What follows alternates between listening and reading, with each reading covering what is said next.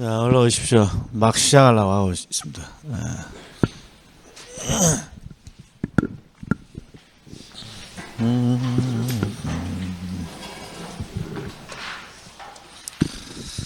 자, 오늘 강의 들어가겠습니다. 52페이지 정책입니다. 정책. 자, 이게 이제 이렇게 주제가 하나씩 갈 때마다 자꾸 제가 찍어준 제목을 기억을 하셔야 돼요. 우리가 총론 딱 하게 되면 부동산 개념, 그 다음에 부동산 토지의 분류 또는 토지의 용어, 그 다음에 주택의 분류, 그럼 그 다음에 뭐 있습니까? 제가 3개 해줬잖아요. 마지막 하나, 부동산의 특성. 자, 그러면 이렇게 하게 되면 이제 어디로 넘어가요? 경제론으로 넘어가죠. 경제론. 그럼 경제론의 첫 번째 주제는 뭡니까? 좀 해봐라, 경제론의 첫 번째 주제. 수요와 공급 이론. 근데 수요와 공급 이론에서 다른 건 다 기억 안 나도 기본적인 게 자, 소비자 행동, 수요는 소비자 행동을 분석합니다. 기억나죠? 소비자 행동을 분석합니다. 근데 소비자 행동을 분석하는 게 뭐유라고 물으면 뭐라고 답할까요? 수요가 느니, 수요가 쭈니, 요거 구분하는 거예요. 요거잖아요, 요거. 그래서 첫 번째는 항상 뭘 대상으로 가격에 대해서 분석을 하죠. 가격이 상승하면 소비자는 어떤 행동을 하나요? 그러면 소비를 줄이려고 하더라. 소비를 줄이려고. 이거 무슨 법칙? 이 수요 법칙. 그리고 꼭 한 문제가 박스에다가 가격 이외의 요인을 10대 개 넣어놓고 수요를 증가시키는 요인, 감소시키는 요인 찾아라. 요거 하나 떠올라야 된다, 이게. 예? 이게 박스로도 나오고 말 문제로도 잘 나오고. 자, 그리고 수요의 증가 감소. 그 다음에 하나를 더 넣으면 공급의 증가 감소. 공급자 행동까지 이렇게 넣으면 소비자와 공급자 행동이 바뀌면 뭐가 바뀐다? 힌트, 기억, 히읗. 힌트, 기억, 히읗. 힌트, 이 국화 아니고, 힌트, 기억, 히읗. 균형이 바뀌어요. 균형의 변화. 균형의 변화를 우리가 시장의 변화라고 하잖아요. 그래서 소비자와 공급자 행동이 바뀌면 시장의 균형이 바뀌어요. 시장이 변화돼요. 그래서 시장의 가격과 거래량이 어떻게 바뀝니까? 4가지 규칙. 그래서 요거 한 문제, 요거 한 문제. 그럼 딱 두 문제. 예. 자, 그리고 이제 탄력성 이론에 들어가면 딱 하나만 했어. 딱 하나만. 탄력성은 뭘 측정한다? 양의 변화를 측정한다. 그래서 양의 변화가 많으면 탄력, 양의 변화가 적으면 비탄력. 요 정도 하면 된다. 자, 그러면 이제 어디로 가요? 시장론으로 가죠. 시장론. 저번 주에 시장론. 그럼 시장론의 첫 번째 주제는 무엇입니까? 주택시장의 특징. 가장 많이 나오는 게 비사종 세트. 비사종 테스트. 우리 저기 화토 치면 청단, 홍단 이런 약들 다 기억하고 계시잖아. 비사종 세트. 거래가 공개적이지 않다. 비공개. 상품이 표준화되어 있지 않다. 비표준화. 시장이 조직되어 있지 않다. 비조직. 그 정보는 대칭적이다. 비대칭적이다. 비대칭. 요거까지 넣으면 비사종 세트. 그리고 한 장을 넘어가면 효율적 시장. 요거부터 기억나. 효율적 시장. 그리고 중간 다 빼버리고 끝에 주거 분리 주택 여과 현상. 이렇게 들어가는 거예요. 주거 분리 주택 여과 현상. 그러니까 이렇게 자꾸 제목을 암기하려고 좀 해야 뭔가 눈에 보이는 거예요. 이번에 봐요. 자, 정책도 내용이 많은데 이게 정책이 복불복입니다. 복불복. 요새 희한한 것들이 많이 나와. 희한한 것들. 희한한 것들 나오면 뭐 어떻게 해야겠어요? 이건 정답이 없잖아. 물어봐도 되잖아. 희한한 것들이 많이 나와. 내가 처음 본 것들. 그럼 어떻게 할 거야? 시험지 짝 찢어볼 거야. 그냥 대충 3번이나 5번 찍을 거야. 그냥 찍어. 이거 찍는 거예요. 모르는 게 나오면 어쩔 거예요. 요새 희한한 것들이 많이 나와요. 네. 자, 그 중에 이제 우리가 맞출 수 있는 것들 한번 제가 딱 이번 시간에 정리해 볼 테니까 보세요. 자, 정책이 뭡니까? 그러면 정부가 시장에 개입하는 여러 가지 행위. 정부가 시장에 개입하는 행위를 말해요. 근데 정부가 시장에 개입하려면 뭔가 이유가 있어야 돼요. 그 이유가 뭡니까? 이게 시장 실패예요. 이게 시장 실패. 이게 시험이 잘 나오는 문구예요. 시장 실패. 그래서 02번에 보면 따로 뭐가 정리되어 있습니까? 따로 시장 실패가 정의가 이렇게 되어 있단 말이에요. 그리고 시장 실패 이 의미는 동그라미를 하나 쳐놓으세요. 자주 나오는 의미예요. 자주 나오는 의미. 시장 실패 의미. 자주 나오는 의미. 자, 어떻게 자주 나오니? 이 문구 그대로 나와요. 시장이 자원을 효율적으로 배분하지 못하는 상황. 그러면 저번 주에요. 시장이 하는 역할. 시장은 어떤 역할을 합니까? 이걸 기능이라고 하는데 시장의 기능이 뭔가요? 이렇게 제가 대답을 했어요. 자, 자동차 시장은 자동차가 필요한 사람에게 자동차라는 자원을 분배해줘요. 이게 시장의 역할이에요. 자, 콩나물 시장은 콩나물이 필요한 사람에게 콩나물이라는 자원을 배분해줘요. 이게 콩나물 시장의 역할이에요. 그래서 시장은 항상 자원이 필요한 사람에게 필요한 자원을 배분해주는 역할을 하는 게 시장이에요. 시장. 근데 지금 뭐라고 해놨어요? 시장이 자원을 잘 배분 못하고 있다라고 돼 있잖아요.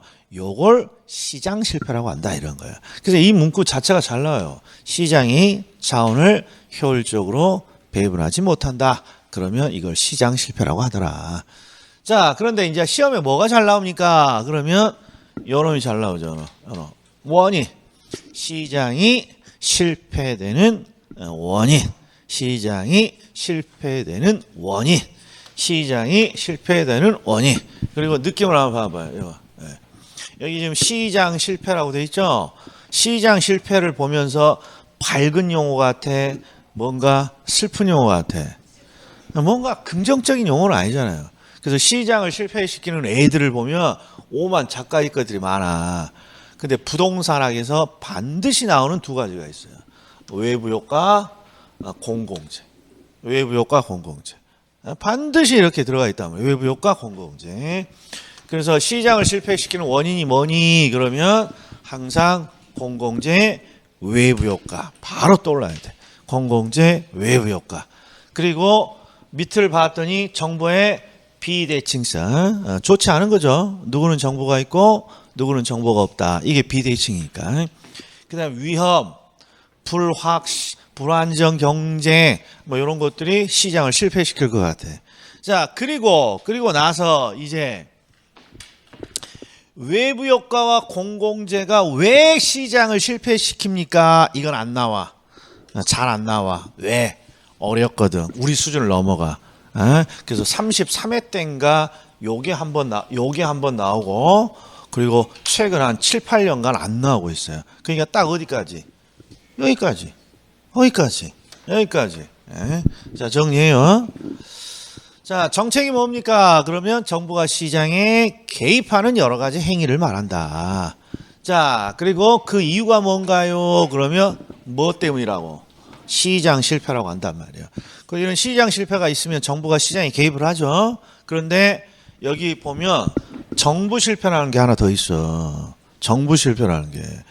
시장 실패는 시장이 절단 나는 거고 정부 실패는 누가 절단낸 거야? 정부가. 그러니까 정부가 시장에 개입을 했는데 오히려 전보다 못한 결과를 만들어냅니다. 그래서 요건 모의고사에 잘 나오니까 꼭 기억해놔요. 왜? 시장 실패라는 것과 정부 실패는 같아, 다르다라는 거죠. 그래서 이제 시장 실패에 대해서 물어보면 시장 실패가 뭐니? 시장이 자원을 효율적으로 배분하지 못하는 상황. 그리고 대부분 시험은 시장 실패의 원인 요겠는 거예요. 그럼 밑에 기출적보 한번 보죠. 기출적보에 동그라미 1번을 봐요. 동그라미 1번.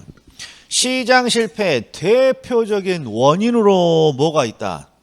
공공재, 외부 효과, 정보의 비대칭성. 아유, 3대장이야, 3대장.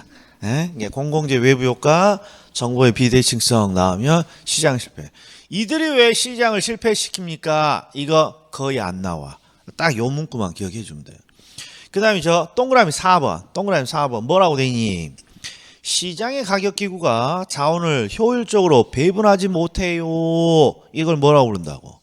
시장 실패야. 시장 실패. 근데 시장 실패랑 구분해야 될 게 5번이야. 5번.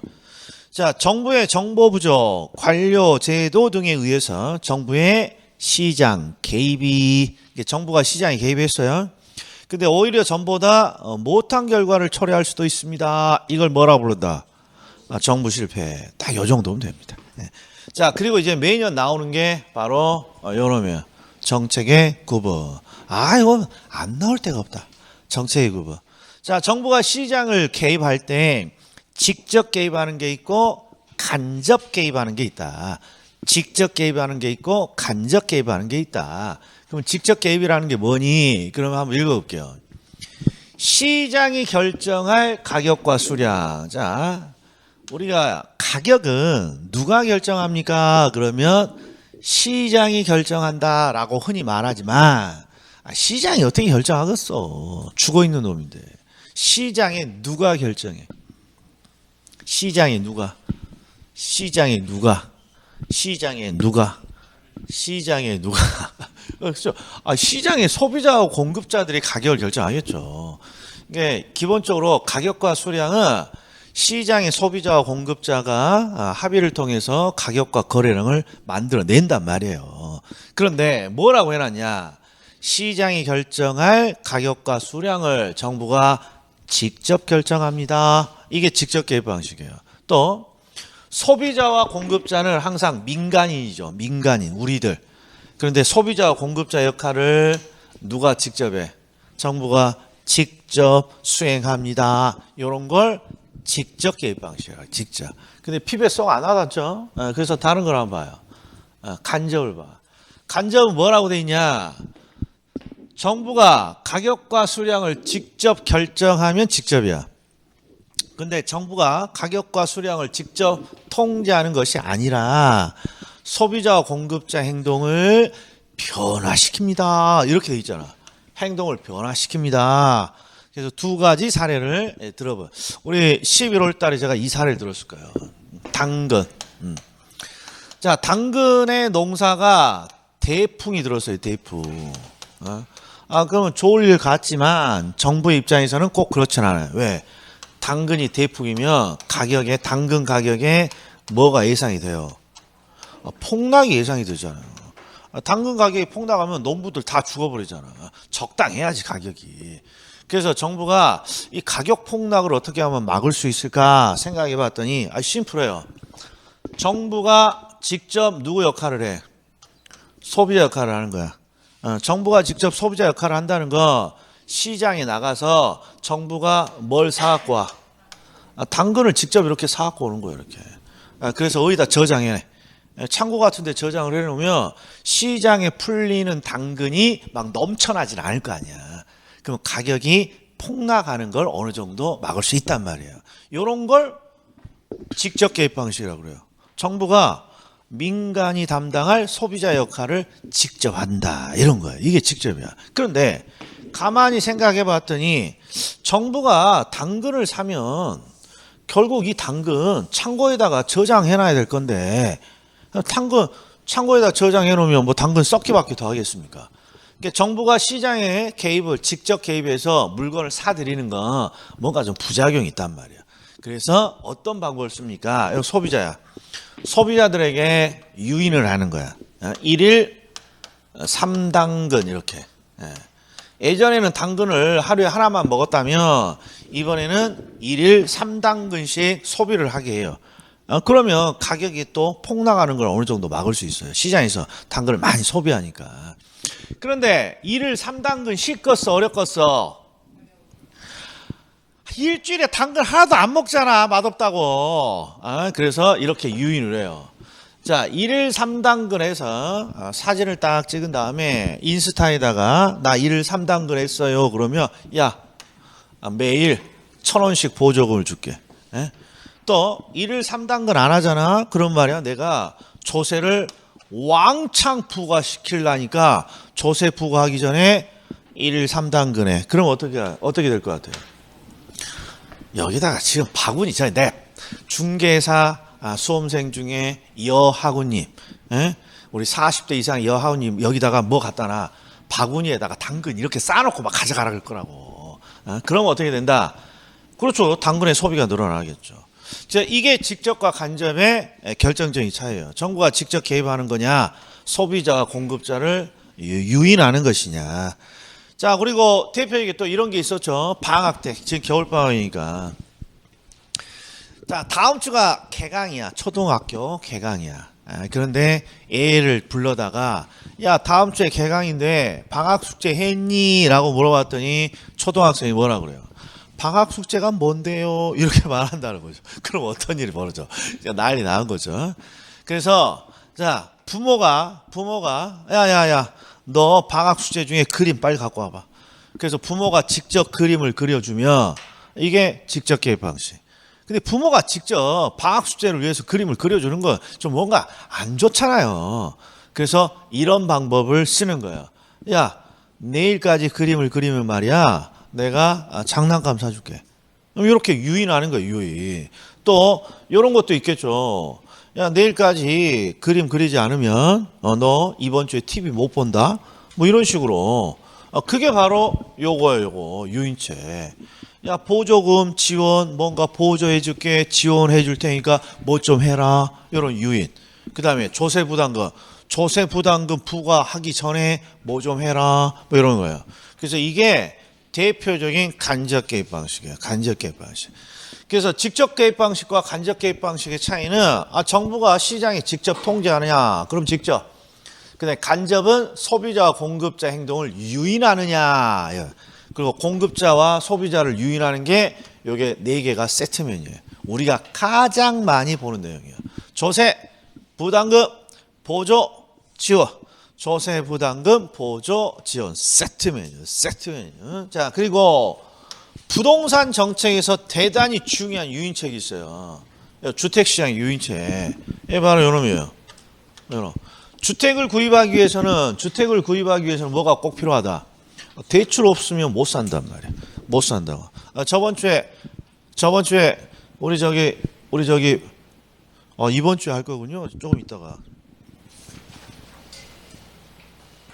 저번 주에 했군요. PIR.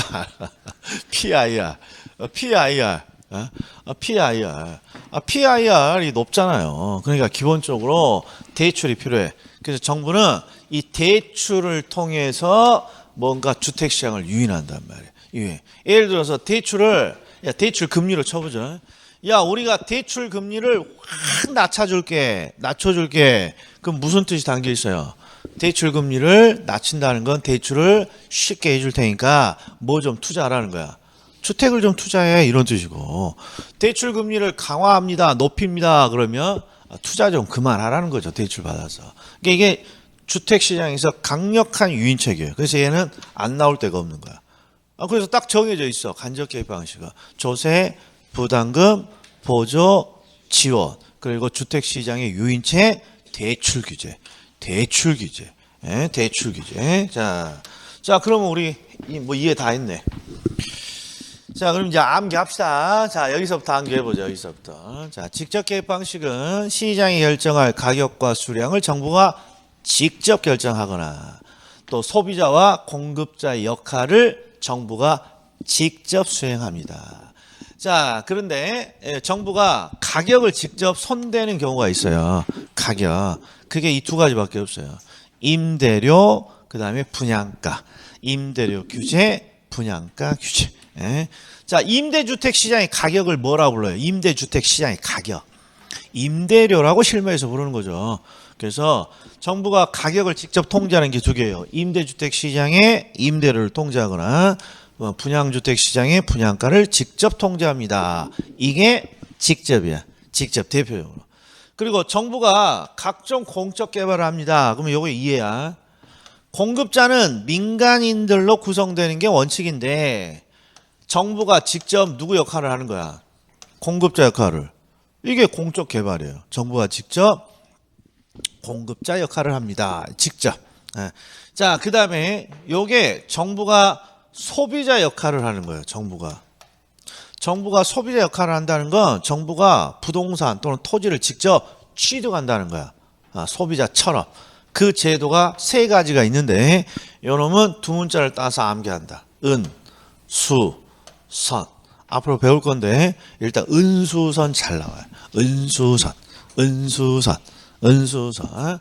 자, 정부가 토지를 직접 취득하는 거야. 정부가 당근을 직접 구매하듯이 토지를 직접 취득하는 건데 이 수용 보세요. 수용. 강제적인 취득이지만 정부가 취득하는 거잖아요. 선매, 미리 매입하는 거잖아요. 미리 매입. 정부가 취득. 토지은행은 아직 안 배웠어요. 일단 줄이면 은수선 이렇게 돼요. 은수선. 자, 금은 비싸, 싸. 금은 비싸. 그러니까 금수선은 누구한테? 전문가에게 맡기고 은수선은 누구한테? 은수선은 말을 만들어봐. 은수선은 직접 해라 이거죠. 근데 은값도 요새 더럽게 많이 올라가지고 은수선도 이제 전문가한테 맡겨야 될 것 같아요. 자, 그래서 정부가 가격을 직접 손댄다. 임대료 규제, 분양가 규제. 그리고 정부가 공급자 역할을 한다. 각종 공적 개발. 그리고 은수선. 자, 그리고 정부가 가격과 수량을 직접 통제하는 것이 아니라 수요자와 공급자 행동을 변화시키고자 하는 유인책. 그 대표적인 게 조세, 부담금, 보조, 지원. 우리가 가장 많이 보는 정책이에요. 그리고 대출 규제. 그리고 요것도 가끔 나옵니다. 가격 공시제도. 가격 공시제도는 뭘 지원하는 것이니 그러면 가격이라는 정보를 지원하는 책이에요. 가격이라는 정보를 지원하는 책입니다. 자, 그래서 밑에 기출족보에서 암기 한번 해봅시다. 뭐가 더 쉽냐? 이게 더 쉬워. 간접이. 익숙해. 자, 저희는 이렇게 암기했잖아요. 조세부담금, 보조, 지원. 하지만 시험은 이런 식으로 나온다고. 지금까지 나온 거 다 뭉쳐놓은 거야. 아니 뭐 재산세, 종부세 이게 중요한 게 아니라 조세구나. 부담금, 우리 시험에 자주 나오는 부담금, 개발부담금, 재건축부담금, 그 다음에 뭐 보조, 지원, 보조, 지원. 그래서 조세, 부담금, 보조, 지원. 대표적인 간접, 유인책이에요. 그리고 대출 규제 있죠? LTV, DTI. 주택시장의 유인책. 그 다음에 여기 가격 공시제도 있죠? 가격 공시제도 정보를 지원하는 책이에요. 가격이라는 정보를. 그래서 이게 두 번째 박스죠? 전부 다 간접. 그리고 위에 1번, 2번, 3번 요놈이 이제 직접 개입 방식이죠. 자, 정부가 가격을 직접 손댄다. 임대료 규제, 분양가 규제. 임대료 규제, 분양가 규제. 앞으로 상한제라는 말이 나오면 전부 다 이렇게 규제라고 번역하면 돼요. 상한제, 규제. 자, 그 다음에 각종 공적 개발, 뭐 공공임대주택, 공공택지, 직접. 그리고 여기 뭐라고 암기한다? 은수선.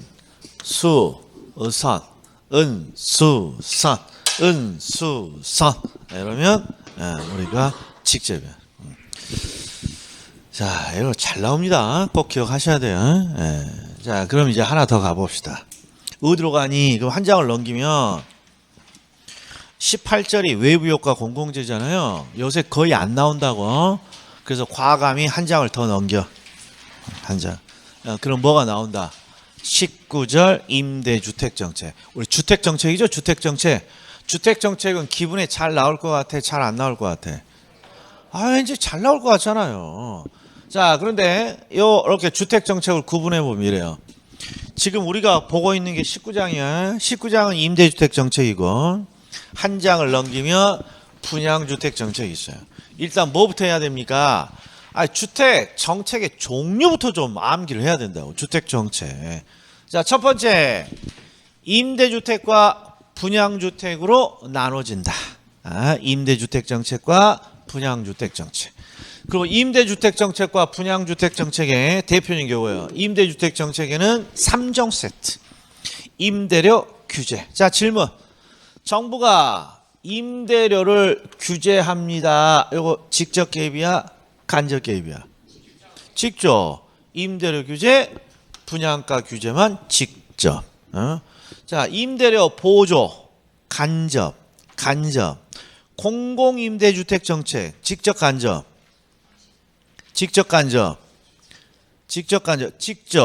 공공주택, 공공임대주택이요. 정부가 직접 임대주택을 공급하는 거죠.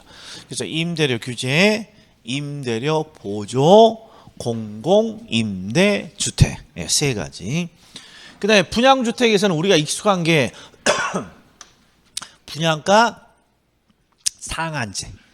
분양가 상한제를 우리가 분양가 규제라고 하니까 분양가 규제, 선분양 이 5가지가 돌아가면서 나와요. 특히 임대주택 정책, 임대료 규제, 임대료 보조, 공공임대주택. 그 다음에 분양주택은 분양가 규제, 선분양. 다 들어봤네. 이런 것들은 잘 안 들어가잖아요. 그러나 분양가 상한제도 들어봤고 선분양도 들어봤고 공공임대주택도 들어봤고. 자, 그리고 이제부터 시작을 해보는 거예요. 주택정책.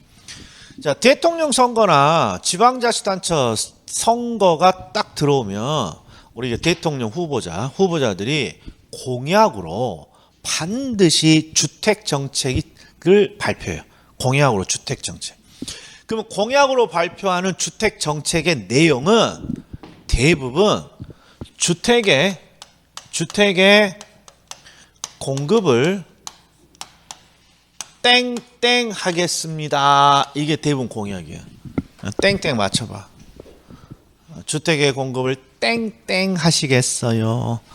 힌트. 수요와 공급 이론을 딱 한번 생각하면서 주택의 공급을 땡땡 하겠어요. 그러면 그렇죠. 주택의 공급을 증가시키겠습니다. 이게 대통령 후보자 우리 지방자치단체 장 후보자 계속 있는 거예요. 그래서 항상 대통령이 내 임기 내에 공공임대주택을 5만 호 건설하겠다. 이게 바로 주택의 공급을 늘리겠다는 뜻 아니에요. 지방자치단체가 공공임대주택을 3만 호 늘리겠습니다. 건설하겠습니다. 이게 다 주택의 공급이잖아요. 그래서 주택의 공급을 늘리는 것이 이 정책의 목적이에요. 목적. 자, 그럼 봐봐. 안 배운 사람들은 대부분 여기까지만 하면 돼. 왜 주택정책의 목적이 뭐니? 그러면 대충 주택의 공급을 늘리는 거 아닐까? 주택을 많이 건설하는 거 아닐까? 이게 일반인이야. 근데 배운 사람들은 정부가 왜 주택 공급을 증가시키려고 합니까? 그걸 설명해 줘야지. 주택의 공급이 늘어나면 가격은 어떻게 되고? 공증!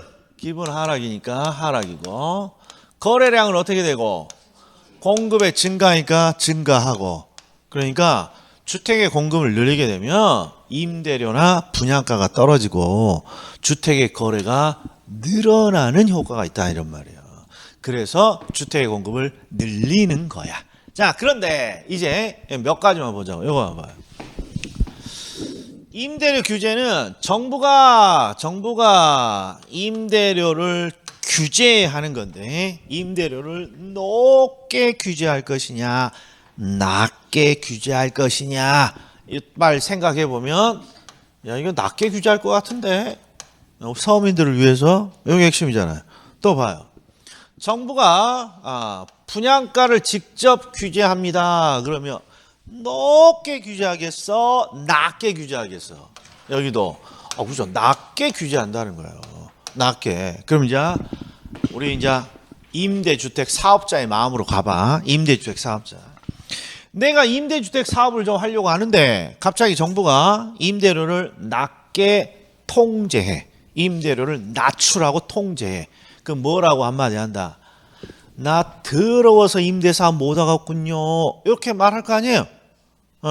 나 더러워서 임대사업 못 하겠다 이 말 나오는 순간 공급이 느는 거야. 임대주택의 공급은 줄는 거야. 임대주택 사업은 줄어드는 것이죠. 그러니까 요놈이 공급이 줄어. 일단 이 삘이 와야 돼. 또 봐요. 자, 내가 분양 사업을 하려고 그래. 분양 사업을. 그랬더니 정부가 딱 나오더니 야, 분양가를 낮춰라. 네가 받을 거보다 낮춰. 이렇게 하면 뭐라고 한마디 해. 분양 사업자가. 나 더러워서 분양 사업 못 해먹겠네. 그러니까 분양 사업이 줄어들 거 아니에요. 그러면 주택의 공급이 줄어든다 이런 말이야. 그래서 여기에 있는 이해 중에 시험 포인트가 다 나와 있어요.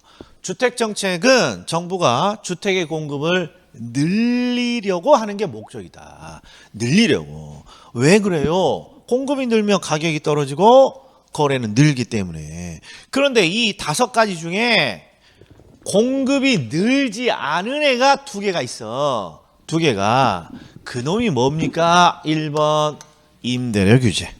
정부는 임대료를 낮게 규제할 거잖아. 그러면 임대 사업을 하는 임대인들이 뭐라고 한마디 한다. 나 더러워서 사업 못 하겠구나. 왜? 임대 주택 사업의 수익성이 악화되잖아요. 임대료가. 그래서 사업을 안 하니까 임대 주택이 오히려 줄어드는 현상이 나타난단 말이에요. 그 다음에 분양가 규제도 똑같죠. 분양 사업자가 분양가가 너무 낮아졌네. 그럼 수익성이 떨어지잖아요. 사업성이. 그러니까 주택의 분양을 적게 하겠죠. 그래서 이 2가지는 꼭 기억해 줘야 돼. 자, 봐. 자, 임대료 규제, 분양가 규제는 직접 개입인가요? 간접 개입인가요? 직접 개입 방식이야. 직접 개입 방식. 그리고 임대료 규제, 분양가 규제는 규제 특이한 놈들이야. 정부는 주택의 공급을 늘리고자 여러 가지 정책을 펼치는데 주택의 공급이 오히려 감소하는 정책이 있더라. 이게 임대료 규제, 분양가 규제. 임대료 규제, 분양가 규제. 자, 이제 결론 끝났어. 그럼 이제 시험에 나올 내용들만 몇 개 보자 이런 말이야. 자, 첫 번째 임대료 규제야. 자, 우리 임대료 규제를 임대료 상한선이라고 한다고요. 상한제라고. 그래서 상한제가 나오면 항상 규제야. 우리가 분양가 상한제 나오면 분양가 규제 이렇게 부르듯이. 네. 자, 이렇게 적어져 있어요. 정부가 시장의 임대료 이하로. 여기다가 동그라미. 잘 나와. 네? 우리 임대료 규제는 정부가 임대료를 낮추는 정책이잖아요. 그러니까 시장의 임대료보다 밑으로 이하로 임대료를 통제하는 정책입니다. 됐어요.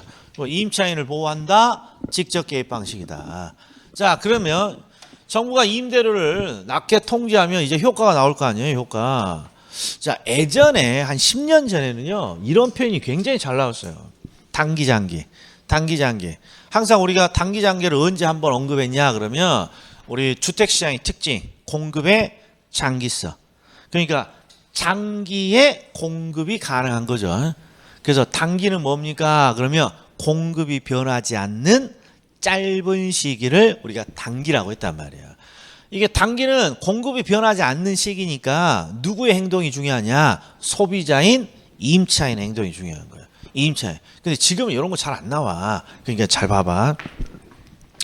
우리는 임대주택 시장이야. 임대주택 시장 정리야. 임대주택 시장. 자, 임대주택 시장을 우리는 분석하고 있는데요. 임대주택 시장은 1번 무엇이 거래되는 시장인가요? 저번 주에도 물었다. 무엇이 거래되는 시장인가요? 그러면 임대, 주택이 거래되지. 그럼 큰일 난다 했어요. 큰일까지는 아니고 그건 안 배운 사람이라고 그랬어요. 임대주택이 거래됩니다. 그러면 이건 매매시장이지. 임대주택 자체가 거래되면. 그러니까 이론적으로 임대주택은 무엇을 거래하는 시장이에요. 무엇을. 자동차 시장은 자동차가 거래되고요. 콩나물 시장은 콩나물이 거래되고요. 임대주택 시장은 도대체 뭐가 거래가 돼요? 그러면 임대에 필요한 공간이 거래되는 시장이란 말이에요. 임대 공간. 임대에 필요한 공간이 거래되는 시장이에요. 그리고 공간이 거래되면 대가를 지불하죠. 대가. 그 대가를 가격이라고 하는데 그 가격을 뭐라고 부른다? 우리는 실무에서 임대료라고 부르죠. 임대료. 그리고 정부가 뭔가 임대 사업을 딱 어떤 정책을 펼치잖아요. 그럼 가장 먼저 임차인에게 반응이 와요. 왜?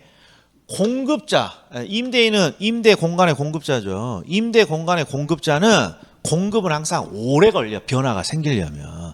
그래서 바로 임차인에게 딱 영향이 와요. 정부의 또 정책을 듣는 순간. 근데 여기 뭐라고 돼 있니? 봤더니 초과 수요라고 돼 있죠. 초과 수요. 이건 번역만 해주면 돼. 우리가 수요라는 건 우리가 경제학에서 수요를 정확히 뭐라고 정의하고 있습니까? 그러면 이렇게 정의되어 있어요. 일정 기간 소비자들이 재화를 구매하고자 하는 욕구. 기억난다. 나는 한 번도 들어본 적이 없다. 난다. 그래서 포인트가 수요는 재화를 이미 구매한 것이 아니라 앞으로 구매하고자 하는 욕구를 뜻해요. 그러니까 수요는 소비자들이 재화를 구매하고자 하는 욕구야.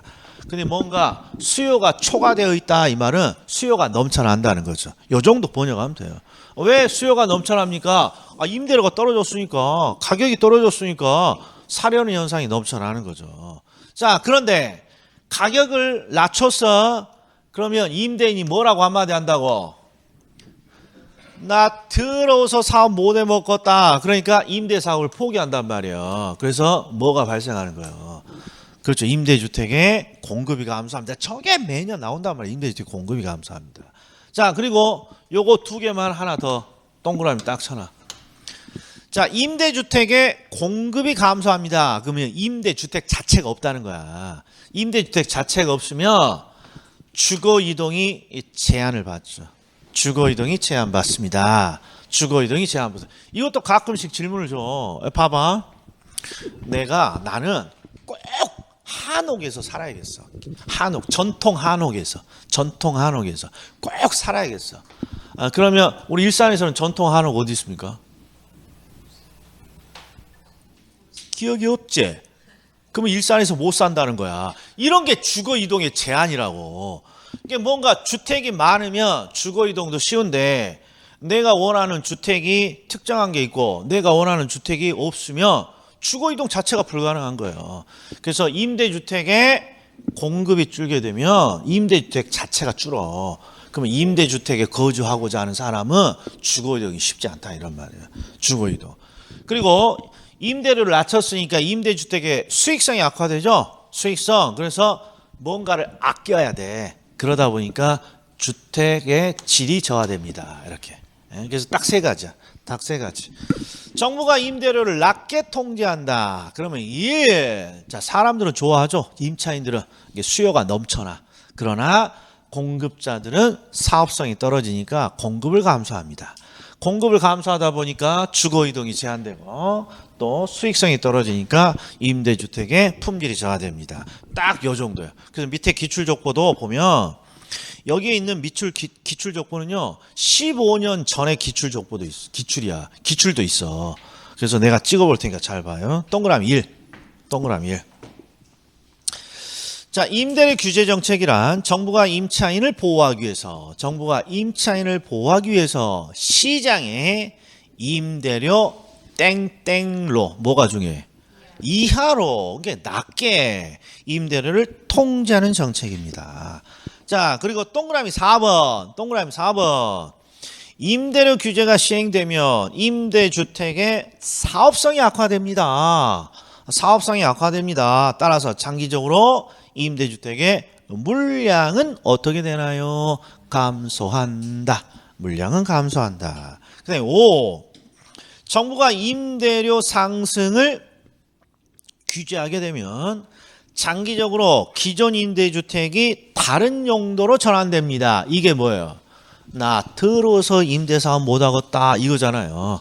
그러다 보니까 임대주택의 공급량이 감소합니다. 4번, 5번은 결국 임대주택의 물량이 감소한다는 거죠.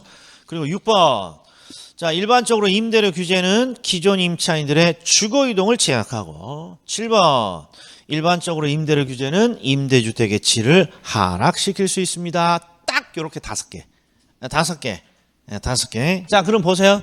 이제 정리야. 자, 주택정책은 목적이 주택의 공급을 증가시키는 게 목적인데 정부가 딱 정책을 펼쳤더니 증가돼버렸어. 증가가 안 됐어요. 안 됐다고. 이런 걸 우리는 뭐라 그러니? 정부 실패라고 한다고.